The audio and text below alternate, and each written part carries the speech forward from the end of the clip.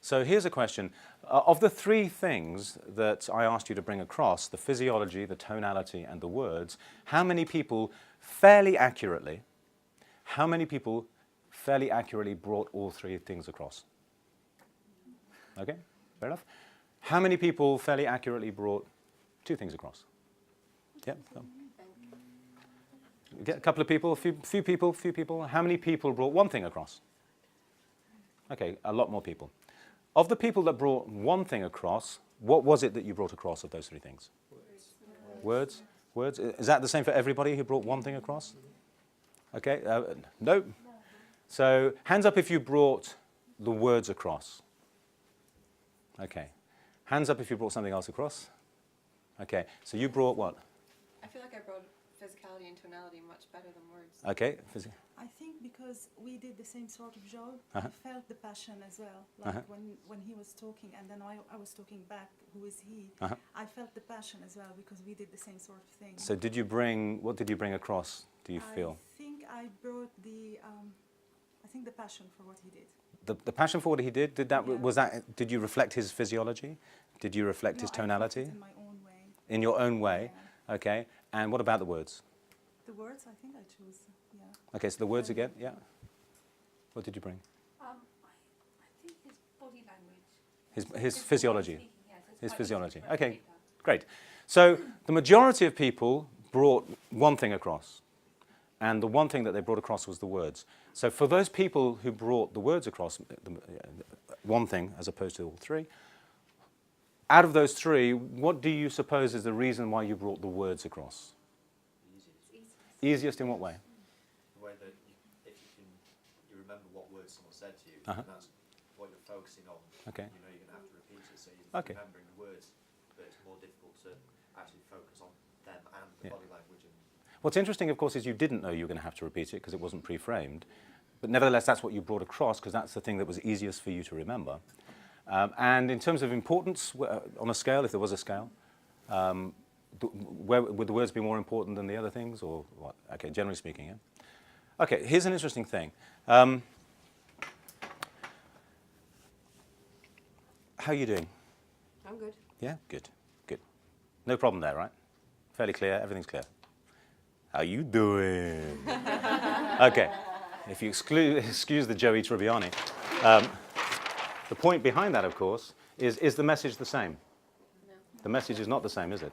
The words are the same, but the message is not the same. In other words, the meaning is very different. And where is the meaning being carried? It's not being carried in the words. It's being carried in the physiology and the tonality. When somebody is talking about something, for example, like or dislike, or something that they are connected to, something that is either emotional or something they care about, then if you look at the percentage in terms of communication, the importance of where the message is being carried, it's not being carried primarily by the words. There's a study by Mehrabian and Ferris, and this is based on like and dislike. It's not based about repeating data. So if you're just reading a manual giving data, it's not the same. But if there is emotional content, if there's like and dislike, then it becomes different. So if we look at this diagram here, this smaller slice of cake, so to speak, is the percentage of where the message is coming from, is the words. What do you suppose is the percentage? Unless you've already looked at it, of course, you'll probably know. Oh, where's a fantastic guess. Yes, absolutely. So 7%. So the words carry 7% of the meaning. Okay? What's this next slice? This is, by the way, smaller than that, just in case you don't see the scale of the diagram. What's the next piece, do you think? The physiology or the tonality? The tonality. So the tonality, anyone hazard a guess? Physiology. Yes, thank you. Brilliant, Sorry. brilliant, that's brilliant.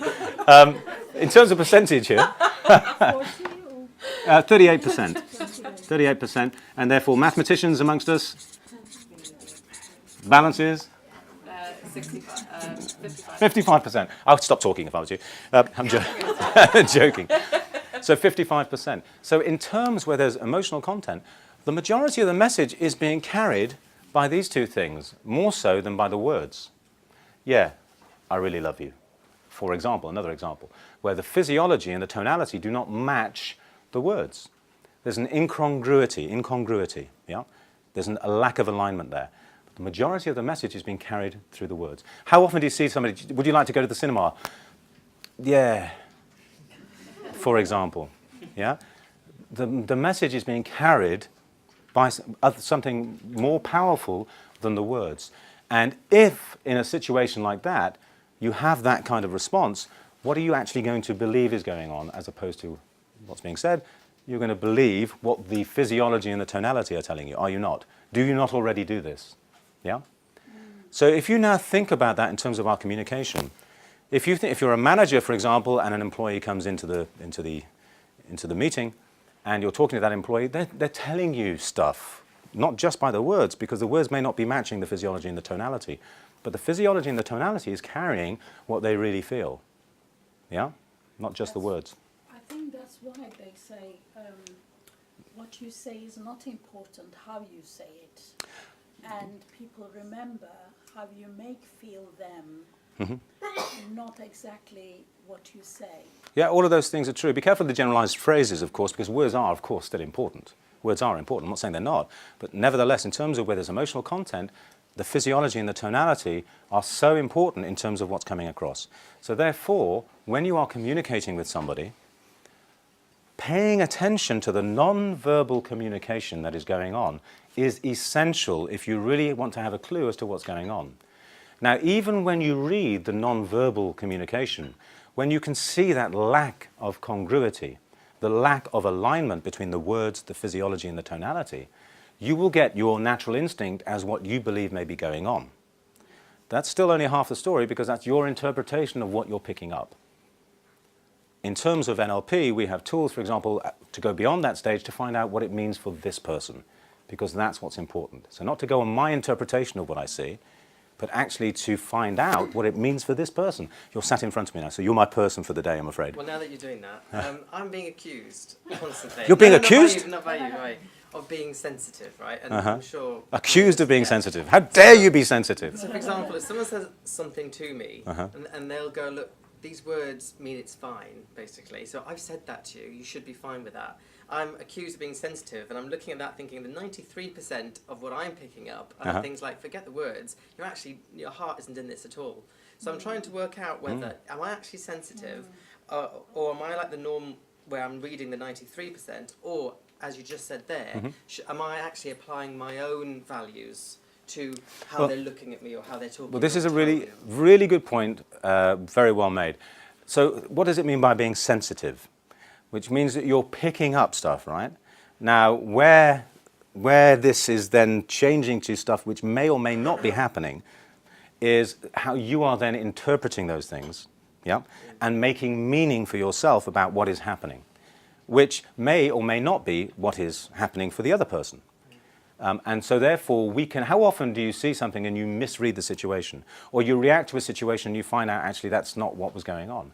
So what you're doing is you're picking up on nonverbal signs and interpreting those, going into your frame of reference, making meaning for you based on what you see, and coming out with a conclusion for you, which may or may not be what is actually happening. Is this a help or a hindrance?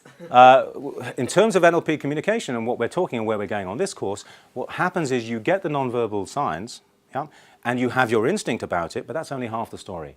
So whereas you're making that the end of the story, this is what it means, certainly for you, recognizing that that is what it means potentially for you in terms of your instinct, but now you need to find out what it really means for those other people involved.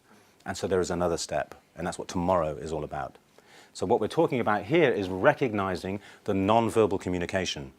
What we're talking about is calibrating the changes, picking up on the changes, calibrating the nonverbal communication.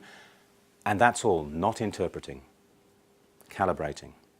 Because we now need to do something else to find out what that means for that person. Does that make sense?